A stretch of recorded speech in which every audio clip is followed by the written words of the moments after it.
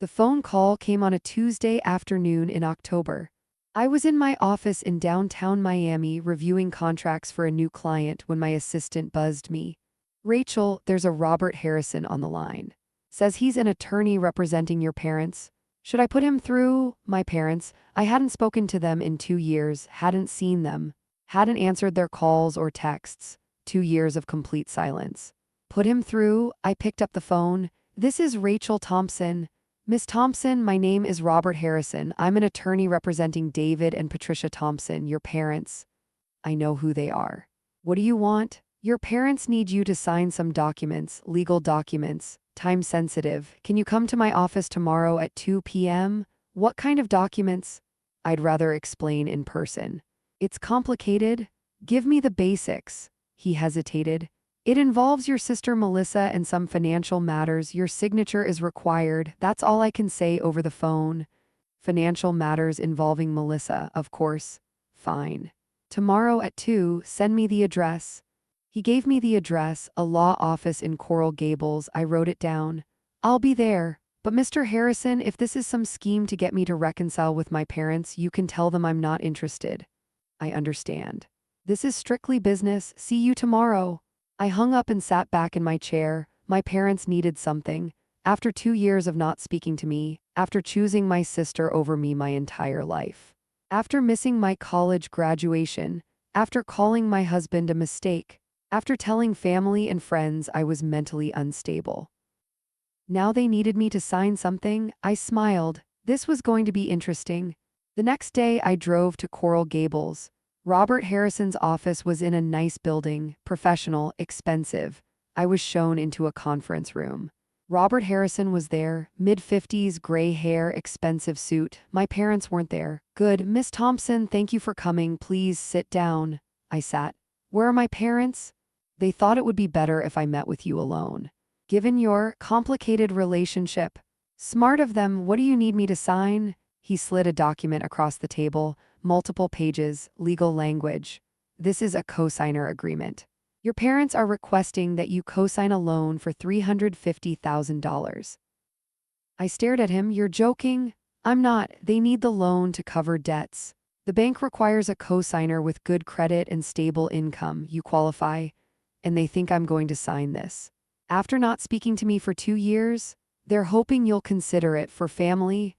I picked up the document, started reading, and the more I read, the funnier it got. The loan was to cover debts incurred by my sister Melissa. $350,000, credit cards, personal loans, a mortgage she'd defaulted on. My parents had co-signed all of Melissa's debts, and now those debts were coming due. The creditors were going after my parents. And my parents needed someone else to co-sign a consolidation loan.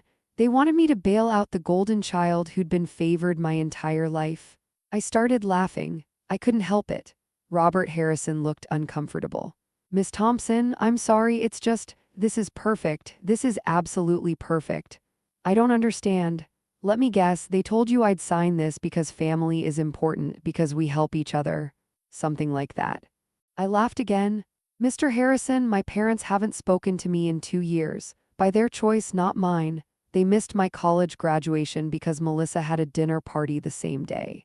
They told me my husband was a mistake and I'd regret marrying him. They spread rumors that I was mentally unstable when I stopped letting them control my life. And now they want me to co-sign a $350,000 loan to save my sister? Your parents said there were misunderstandings. That you've been estranged due to communication issues. Communication issues, that's what they're calling it. I stood up, put the document back on the table.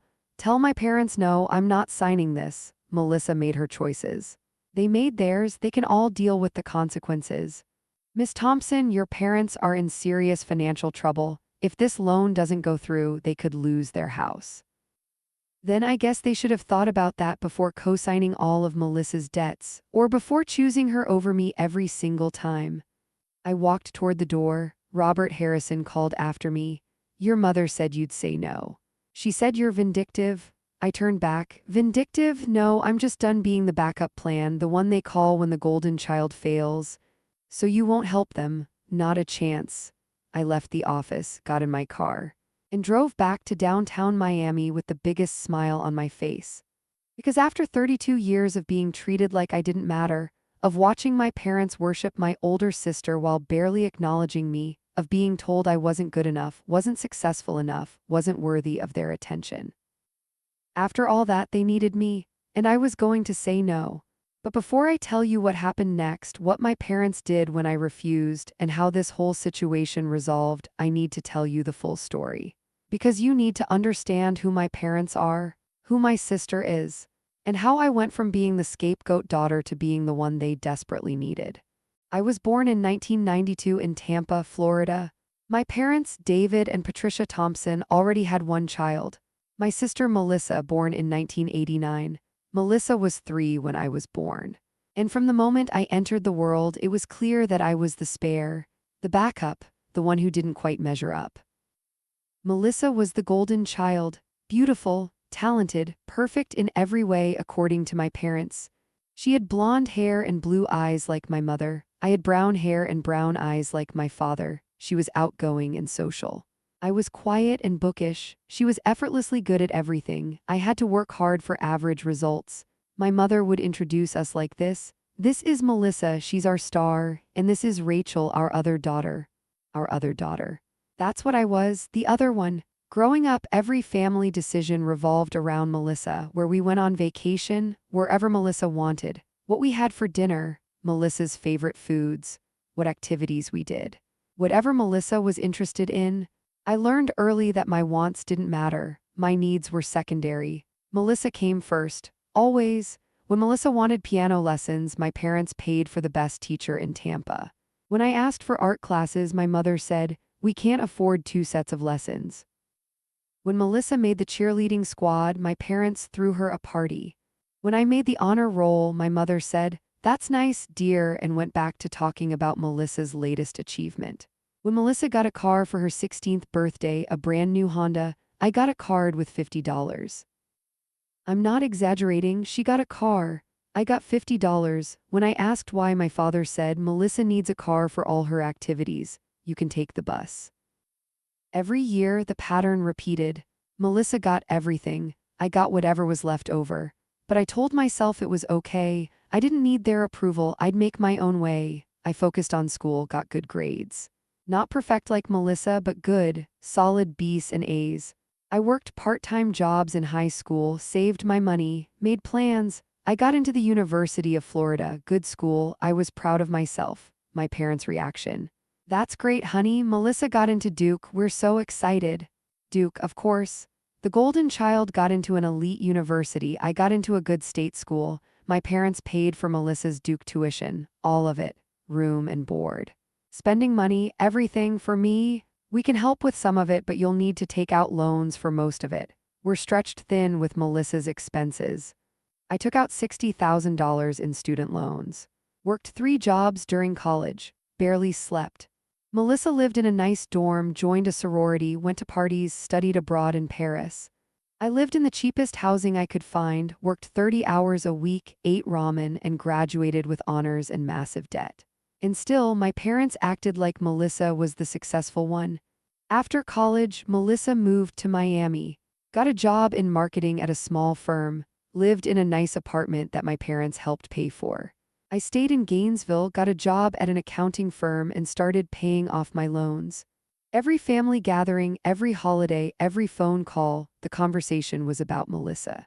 Melissa got a promotion. Melissa is dating someone wonderful. Melissa bought a new car. When I tried to share my accomplishments, my mother would say, "That's nice, dear," and immediately change the subject back to Melissa. I was 25 when I finally understood I would never be enough for them. No matter what I did, no matter how hard I worked, no matter how successful I became, Melissa was their favorite. I was the disappointment. And I needed to stop seeking their approval and start living my own life. I met James Rodriguez in 2019. I was 27, working at a mid-size accounting firm in Gainesville, Florida. Jim was a contractor. He owned a small construction company, renovations, remodeling, commercial projects. We met when his company was hired to renovate my office building. I was working late one evening when he came in to check on his crew's progress. You're here late, he said. Tax season, I'm always here late during tax season. That sounds terrible. It's not so bad, I like my job. We talked for 20 minutes about work, about Gainesville, about life. He was funny.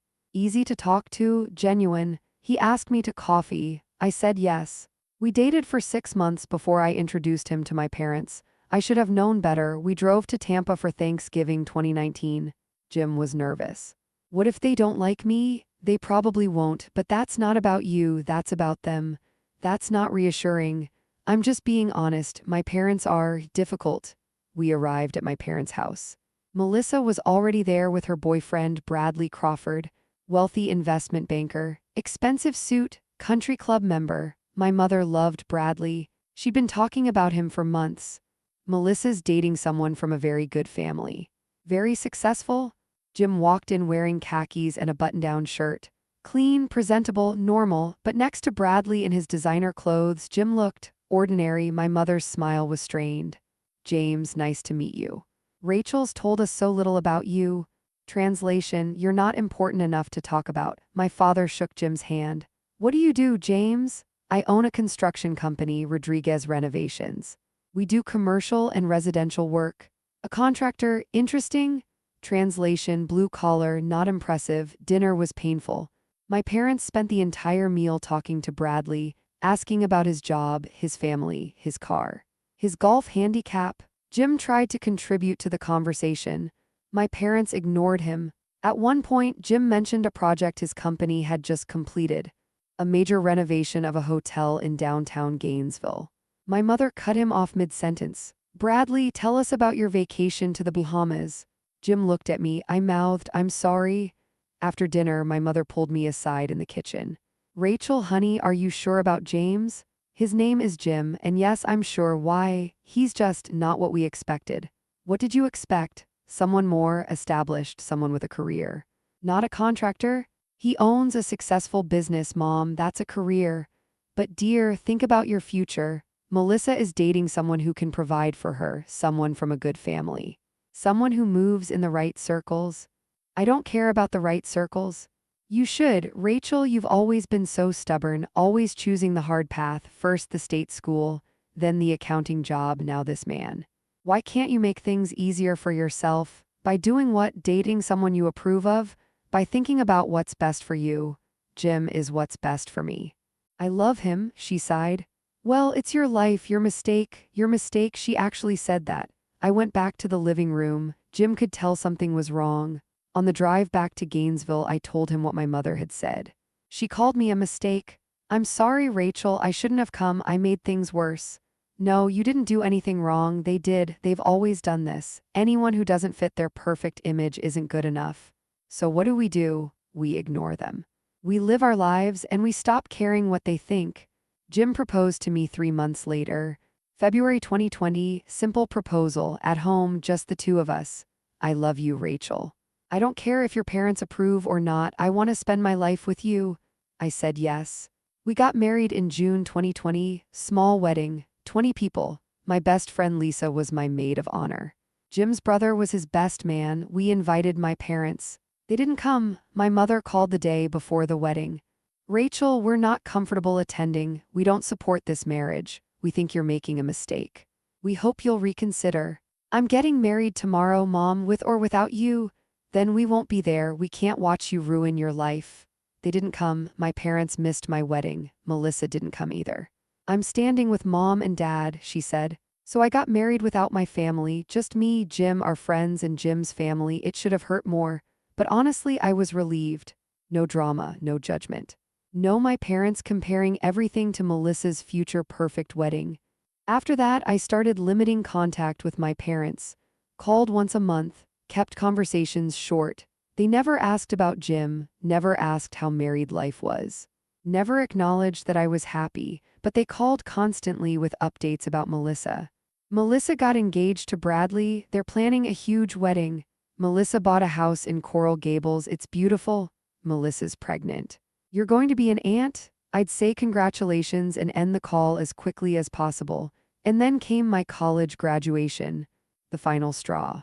In May 2022, I graduated with my MBA from the University of Florida. I'd been working full-time while going to school part-time for 3 years, nights and weekends. It had been brutal, but I'd done it. Graduated with honors, got my MBA. I was 30 years old. I'd paid for the degree myself, no help from my parents. No loans this time. I'd saved and paid cash. I was so proud of myself. The graduation ceremony was on a Saturday at 2 p.m. I sent my parents an invitation 2 months in advance. "Please come, this is really important to me," my mother called. "Of course we'll be there, honey. We're proud of you." I was surprised and hopeful. Maybe they were finally going to support me, finally going to show up. The week before graduation, my mother called again. "Rachel, we have a small problem.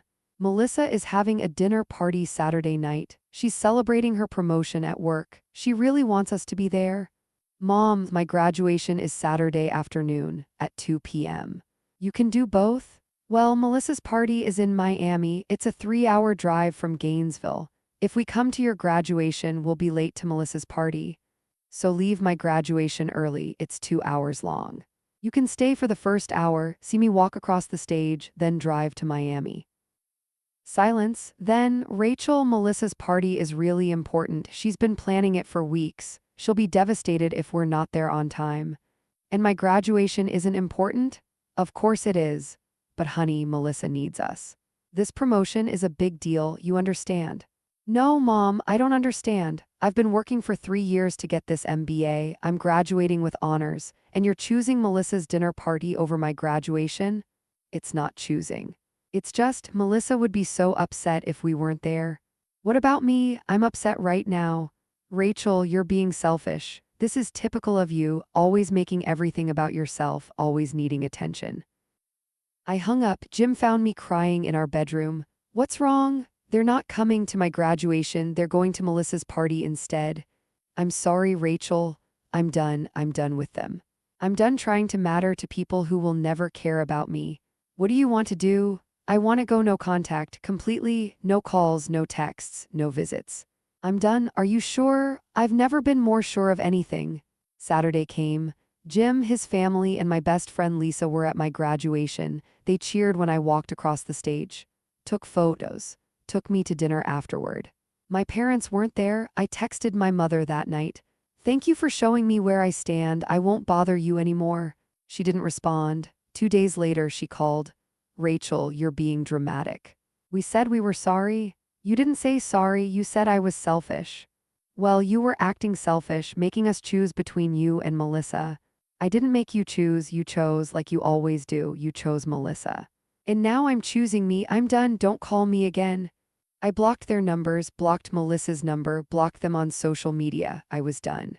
The first few months of no contact were hard. I'd been conditioned my entire life to seek my parents' approval, to hope that someday they'd see me, really see me. Cutting them off felt like giving up, like admitting I'd never be good enough. But slowly I started to realize something. I didn't need their approval. I was already good enough. I had a husband who loved me, a career I was good at, friends who supported me. I didn't need my parents. Life got better, significantly better. Without my parents' constant criticism, I flourished. I got promoted at my accounting firm, senior accountant, then manager. Jim's business grew. He landed bigger contracts, hired more employees. Rodriguez Renovations became one of the top contractors in Gainesville. We bought a house. Nice house, 3 bedrooms, pool, good neighborhood. We traveled, took trips to Europe, to South America, to places I'd always wanted to see. We were happy, really, genuinely happy, and I didn't miss my parents at all. Sometimes I'd wonder what they were doing, whether they noticed I was gone, whether they cared. Then I'd remind myself it didn't matter. They'd made their choice, I'd made mine. About a year after I went no contact, my mother started leaving voicemails. I didn't answer, but I listened to them. "Rachel, this is your mother. Please call us back. We want to talk." "Rachel, it's been a year. This is getting ridiculous. Call us." "Rachel, your father isn't well. He'd like to hear from you." I didn't respond, deleted the voicemails, kept living my life. In early 2024, I made a big decision. I left my accounting job and started my own firm, Thompson Financial Services, just me at first, then I hired an associate, then another. Within 6 months, I had 12 clients. Within a year, 30 clients. I was making more money than I'd ever made, building something that was mine. Jim was proud of me. I knew you could do it. You're brilliant. I'm just good with numbers. You're more than that. You're a businesswoman, an entrepreneur. You're amazing. By October 2024, 2 years after going no contact, Thompson Financial Services had 50 clients and revenue of $800,000.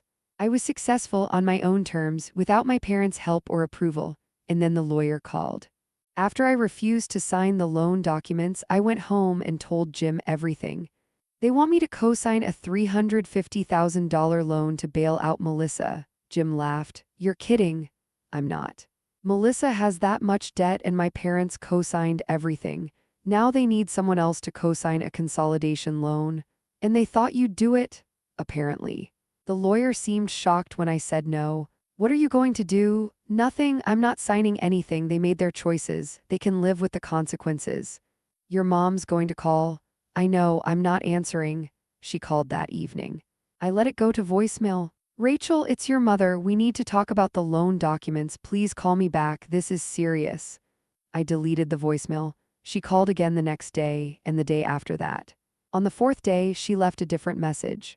Rachel, please, we need your help. Your father and I could lose our house. Doesn't that matter to you? We're your parents. Family helps family. Family helps family. That was rich coming from her. I called Lisa, my best friend, told her everything. They actually asked you to co-sign after not talking to you for 2 years? Yep, the audacity. What did you say? I said no. Good. They don't deserve your help. Lisa, I need to know something. Am I being vindictive? Should I help them? Are you serious right now? Rachel, these people missed your wedding, missed your graduation, called your husband a mistake, told people you were unstable. And now they want you to risk your financial security to bail out the sister they've always favored over you? When you put it that way, there's no other way to put it. You don't owe them anything. Not a signature, not a phone call, nothing.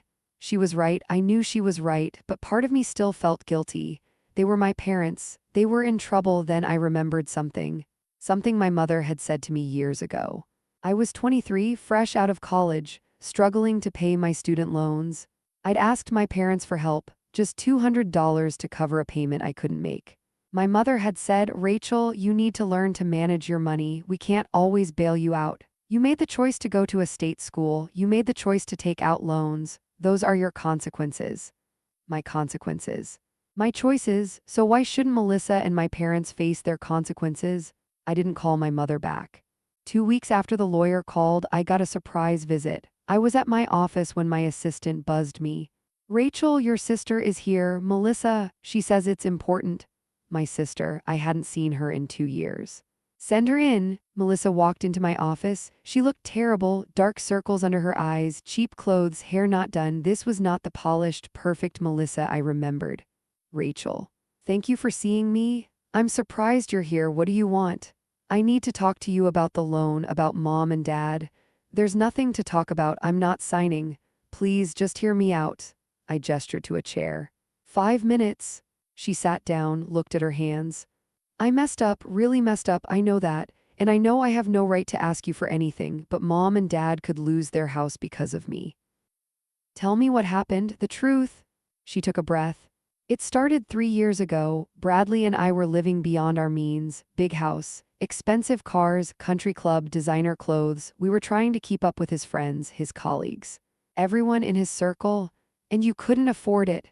Not even close. Bradley makes good money but not private jet money. We started using credit cards, then personal loans. Then we mortgaged the house for more than it was worth. How much debt? $400,000, maybe more. I've lost track. I whistled. That's impressive. It's not funny, Rachel. I'm not laughing. I'm just amazed you managed to hide it for that long.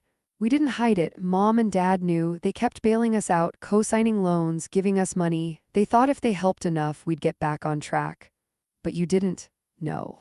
We just kept spending, and then Bradley lost his job 6 months ago. He got fired for some compliance issue. He can't find another job in finance. His reputation is ruined. So all the debt came due. Yes. And mom and dad are on the hook for most of it because they co-signed.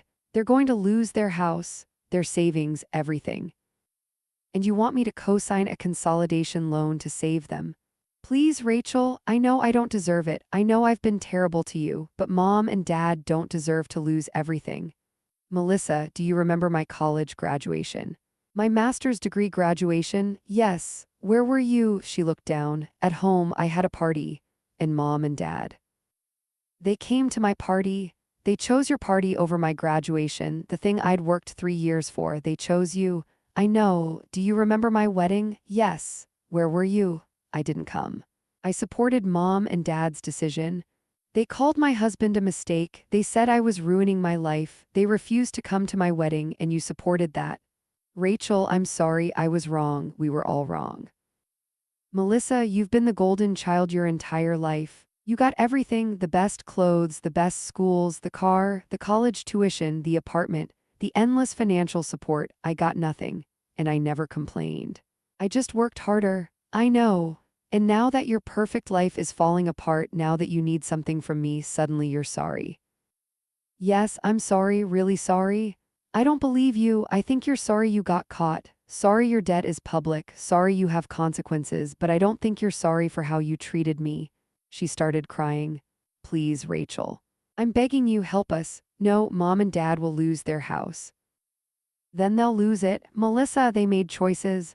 They chose to enable your spending. They chose to co-sign your debts. They chose to miss my important life events to support you. Those were their choices. I'm not rescuing them from the consequences. You're being cruel. No, I'm being fair. You've all had it easy for so long. You forgot that actions have consequences. Now you're learning. So you won't help. Not a chance. She stood up. I hope you can live with yourself, knowing you let your family lose everything. I'll sleep just fine. Melissa, I built a successful business without any help from Mom and Dad. I have a great husband, a great life, and I did it all myself. You had every advantage and you blew it. That's not my problem. She left without another word. After she was gone, I sat at my desk feeling nothing, no guilt, no regret, just relief that I'd stood my ground. A week after Melissa's visit, I got a call from an unknown number. I almost didn't answer, but something made me pick up. Hello, Rachel, it's Amanda White, Melissa's friend. Amanda, I knew her. Melissa and Amanda had been friends since college. Hi, Amanda, why are you calling me? Because I think you should know the truth about what's really happening with Melissa and your parents. What truth? Can we meet? I'd rather tell you in person. We met at a coffee shop near my office. Amanda looked nervous. Thank you for meeting me. I wasn't sure if you would. What's going on, Amanda? Melissa doesn't know I'm here. She'd kill me if she knew. But I can't watch this anymore. You deserve to know what really happened. What really happened with what? With the debt, with your parents, with everything. She pulled out her phone, showed me photos. This is from Melissa's Instagram from 2 years ago. Look at this photo.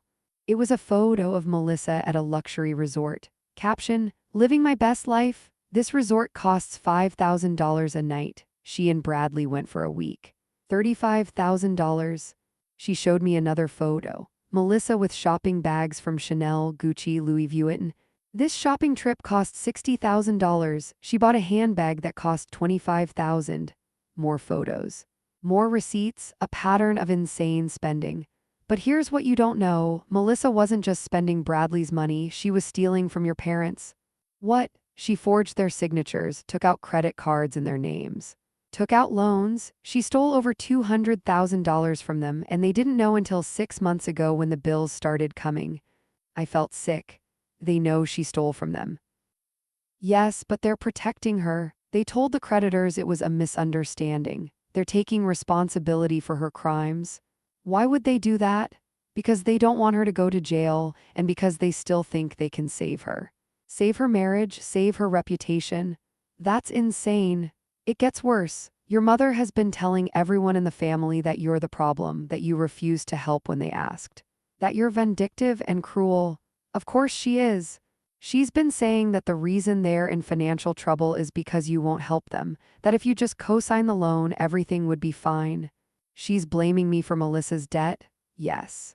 And Rachel, there's more. The loan they asked you to co-sign, it's not just to consolidate Melissa's debt, it's also to pay for her defense attorney. Defense attorney for what? Melissa's being investigated for fraud. The credit card companies figured out she forged your parents' signatures. They're pressing charges. she could go to prison. Everything clicked into place. My parents didn't just want me to bail out Melissa, they wanted me to fund her legal defense. Amanda, why are you telling me this? Because I've watched Melissa manipulate your parents for years. I've watched them choose her over you again and again, and it's not fair. You've worked hard, you've built a good life, and they're trying to drag you down to save her. Thank you for telling me. What are you going to do? Nothing. I'm not signing anything. If Melissa goes to prison, that's her consequence. Your parents are going to hate you. They already do, this just confirms it.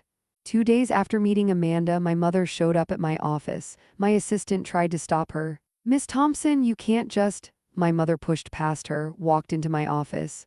Rachel, we need to talk. I looked at my assistant. It's okay, Sarah, close the door. Sarah left, closed the door behind her. I looked at my mother. She looked older than I remembered, tired, stressed. Hello, mother. Don't mother me, you know why I'm here. The loan, I already told the lawyer no. Rachel, your father and I are going to lose everything, our house, our savings, everything we've worked for, and you won't help us.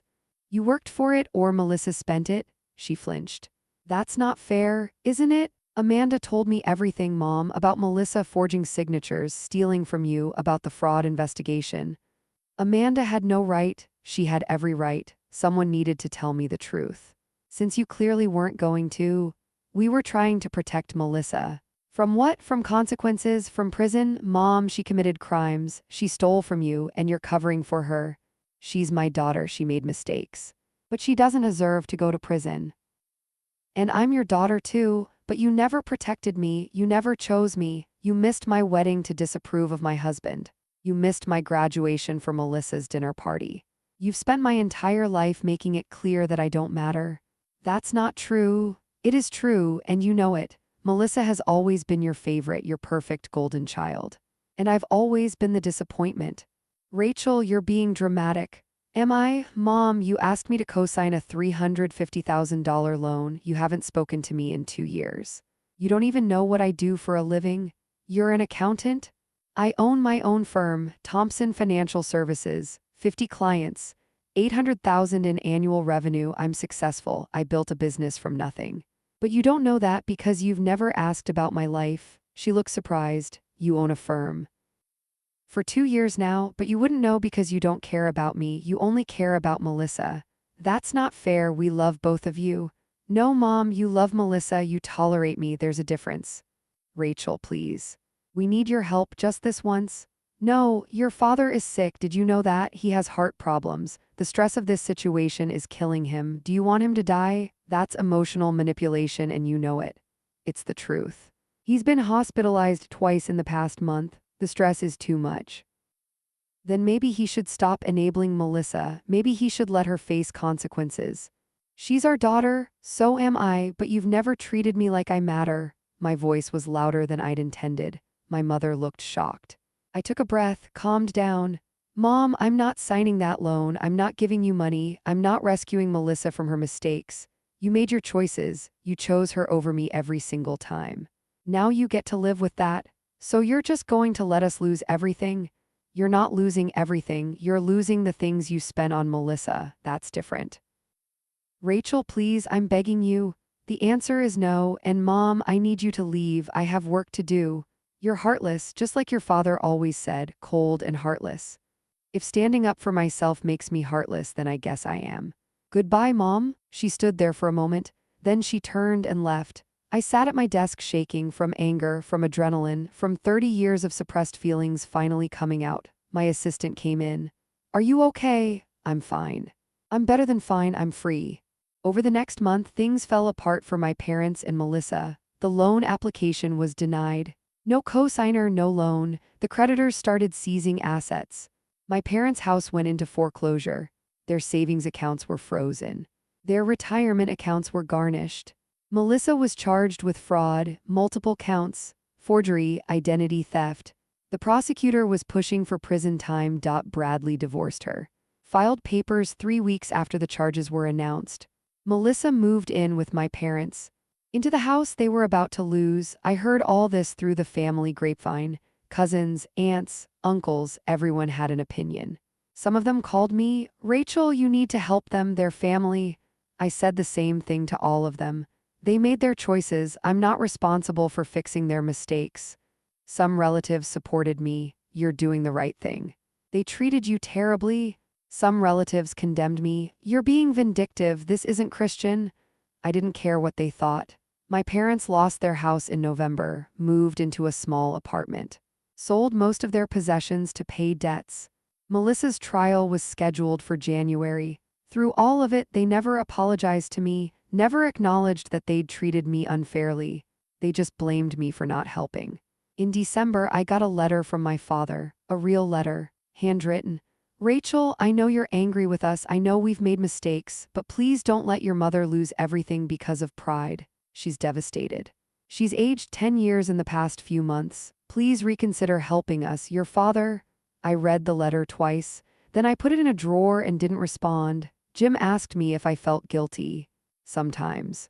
But then I remember how they treated me, how they missed my wedding, my graduation, how they called you a mistake, how they told everyone I was unstable, and the guilt goes away. You're allowed to feel conflicted. I know, but I don't. I feel relieved. I feel free. I spent 30 years trying to earn their love, and I finally realized I'll never earn it because they don't have it to give. Not to me anyway. So what now? Now I keep living my life. I keep building my business, I keep being happy with you, and I let them figure out their own problems. It's been a year since the lawyer called me about the loan. My parents lost their house, sold most of their possessions. They're living in a small 2-bedroom apartment in a not great neighborhood in Tampa. My father had a heart attack in March. He survived. He's on medication now, retired from his job. My mother works part-time at a department store. At 60, she's working retail for the first time in her life. Melissa went to trial in January. She was convicted of fraud, sentenced to 3 years in prison. She's currently serving her sentence at a women's prison in Central Florida. Bradley remarried, a younger woman, someone from his social circle. Someone appropriate? As for me, Thompson Financial Services now has 80 clients. Revenue exceeded $1 million this year. Jim's construction company is thriving. He's got 20 employees now, landing major contracts. We're talking about starting a family, maybe adopting. We're happy, really happy. I haven't spoken to my parents since my mother came to my office. They send Christmas cards, I don't respond. They leave voicemails on my birthday, I delete them. I've moved on. Sometimes I wonder if I should forgive them, if I should reach out. Then I remember, forgiveness doesn't mean reconciliation. I can forgive them for being bad parents and still choose not to have them in my life. And that's what I've chosen. Last week, I got another letter from my father. Rachel, your mother asks about you every day. She wonders if you're happy. If you're well, she wants to know if you'll ever forgive us. I know we don't deserve forgiveness. We know we failed you, but we're still your parents. We still love you. Please consider giving us another chance. Dad, I read the letter. And for the first time in a year, I felt something, not guilt, not anger. Sadness. Sadness for the relationship we could have had if they'd treated me differently. Sadness for the parents they could have been, but sadness isn't enough to make me go back. I wrote a letter back. The first communication I'd sent in over a year. Dad, I appreciate your letter. I'm glad Mom asks about me. I hope she and you are well, but I can't give you another chance. You had 30 years of chances. You chose Melissa every time. You missed the important moments of my life. You called my husband a mistake. You told people I was unstable when I set boundaries.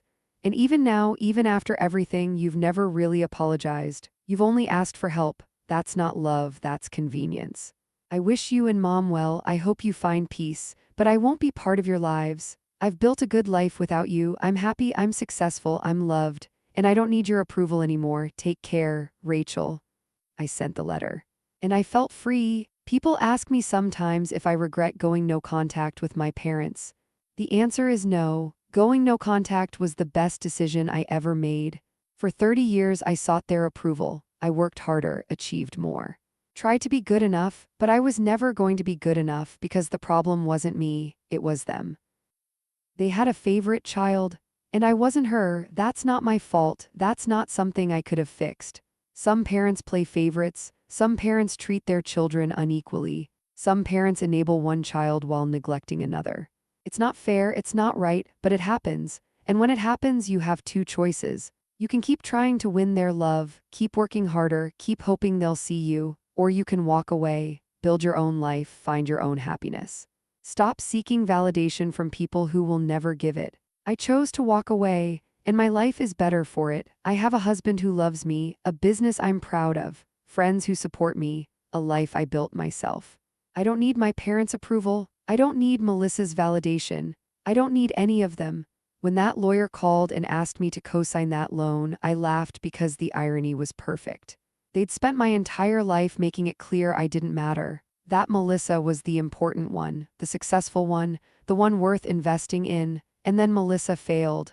Spectacularly, and suddenly they needed me, the daughter they'd ignored. The one they'd dismissed, the one they'd called not good enough. They needed me to save them, and I said no, not out of spite, not out of revenge, but out of self-respect, because I finally understood I don't owe them anything, not my money, not my signature, not my forgiveness. I owe myself a good life, and that's what I'm building. So to anyone reading this who has parents who favor one child over another, who has parents who make them feel less than, who has parents who refuse to see their worth, you don't have to keep trying. You can walk away. You can build your own life. You can be happy without their approval. I did, and I've never been happier. If you're in a family situation where you're constantly made to feel less than, where your accomplishments are dismissed, where a sibling is clearly favored, remember, you don't owe anyone your presence, not even family. You owe yourself respect, boundaries, and a life that makes you happy. Thank you for listening to my story. I'm Rachel Thompson. I'm 32 years old, and I'm finally free.